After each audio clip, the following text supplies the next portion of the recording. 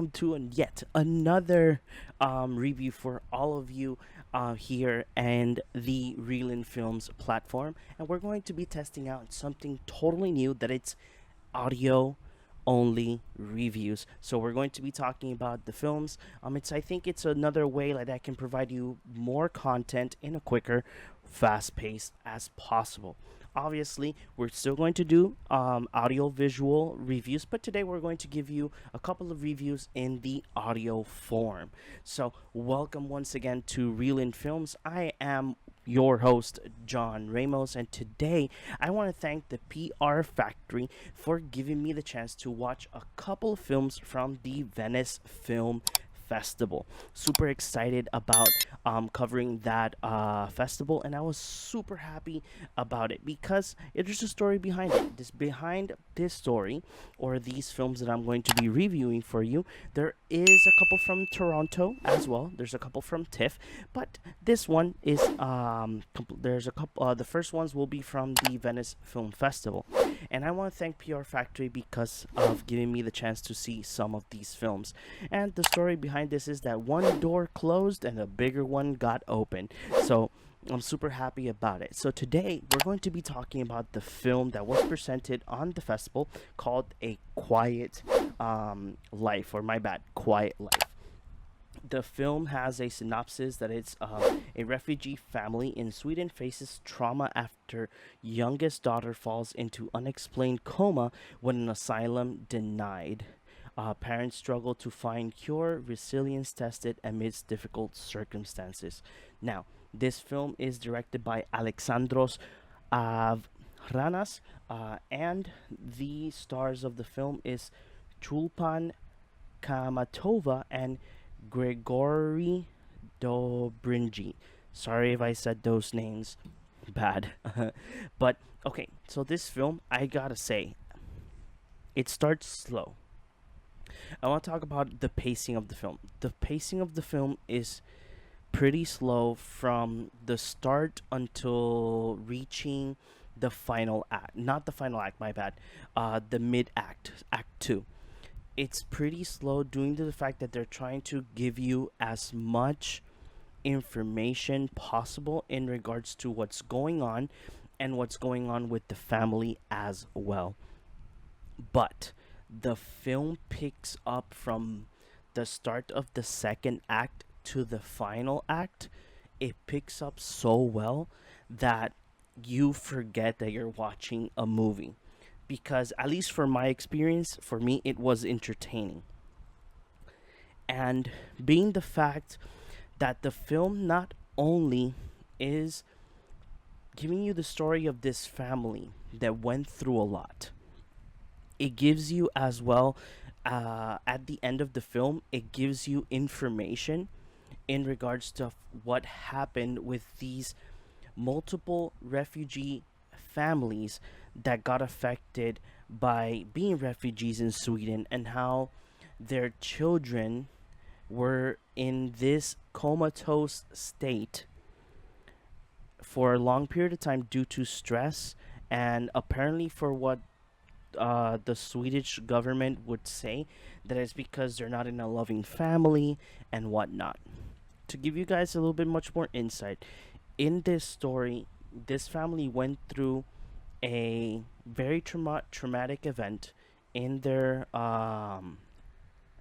residing country, that I don't really remember what residing country was it. I don't want to put names out there, but in their previous residing country, the father was kind of going against the government, and he said some things and posted a news post talking about the government and how wrongfully the government was doing some things.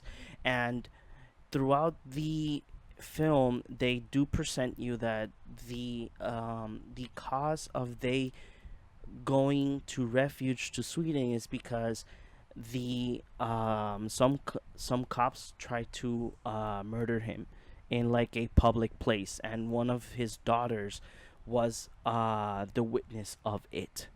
I don't want to give you guys full detail of the film because, again, if this film gets to your hands, let it be VOD. or if it makes it to fine arts here in Puerto Rico, I would want you guys to enjoy the film. The film has a certain type of tense moments from the start to the end, and the I would say that the acting of all of the cast members was phenomenal. Being the fact that you're looking into a story of mother, father, and two daughters, they have to sell you that they are a family. And I think that that's kind of a challenge in regards to if you don't have that much chemistry with your fellow cast members. But in this film, is different. In this film, you see that connection with each one of them. And not only that, the fact that they sell you everything so well, it brings so much power to the film that even though, yes, the first half of the film is, like I said, is very slow paced, is very um how can I say this? Besides the fact it's very slow paced, you at one point of the film you really are like, dang, when is it going to finish? But still, when you get to that second act, when the second act is starting, you're like, wow, man, like this is the film that you want to enjoy 100%. Because like I said, when you get to the second act moving forward, that is where you're like, huh, okay, you're presenting me something really interesting. Because when you see the traumatic events that happen with the two young girls, you start thinking like, wow, what's going on? And the thing is that it goes, the two girls, there's one is the eldest, and one is the younger one. The younger one is the one that saw the event. So the younger one gets the comatose situation first. Throughout the film, besides all that tense moments that you get to see and to embrace, it's really, really difficult and hard. Because, like I said, from the start to the finish, it's just tense all around until you get to the final act.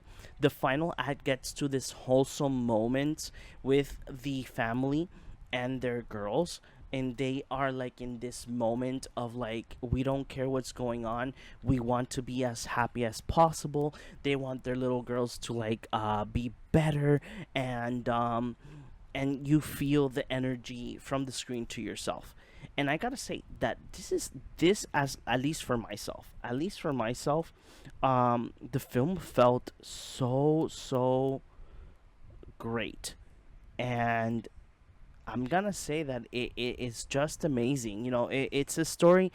It's one of these films that you're like, yeah, this is a docu film, just to give you like a sense of what happened in a specific years, and it was great. I really did enjoy the film. The film, even though it was tense, it was fun. Not fun in like, I really enjoyed seeing the tense moments and whatnot. No, fun in the way that you learn something new. You see these stories come to fruition in a great manner. As well, I loved everything of the film. How it was lighted. The film was recorded. I think that there was like two or three scenes that I would say it was kind of weird editing, but lighting wise, acting wise, and the story is so empowering and so beautiful. And I just gotta say that I think that if this film, obviously this is not a film for everybody, because like I mentioned, it's a very, very slow pacing film, but I really enjoyed it. Because when you get to the final act, that you start reading like paragraphs of what happened in those years with like the kids and comatose situation, the medical departments did not know what's going on. It's phenomenal. It was phenomenal. And I gotta say that Quiet Life is a film that you guys should pay attention. If you get to see it like in a VOD, go ahead and rent it. Or if it gets released on theaters, I recommend it 100%. If you're like a drama history buff, this is like the film for you. And once again, guys, I really do want to thank PR Factory for giving us the chance to cover a couple of the films from the Venice Film Festival this year. Super excited for more things to come through. And as well, don't forget to follow Real In Films in all of your favorite platforms. We have more content your way. Or as well, follow me on my Instagram, Cinema Dad PR. You can find me like that in Instagram. There I post like my most like personal life, and I'll do some content there to collab with Really in Films. So I hope you guys hope you enjoy this new way to provide you great reviews, and I will see you guys in the next one. And don't forget to hit the like button, comment below, and tell me if you would want to see this film in theaters. See you guys in the next one.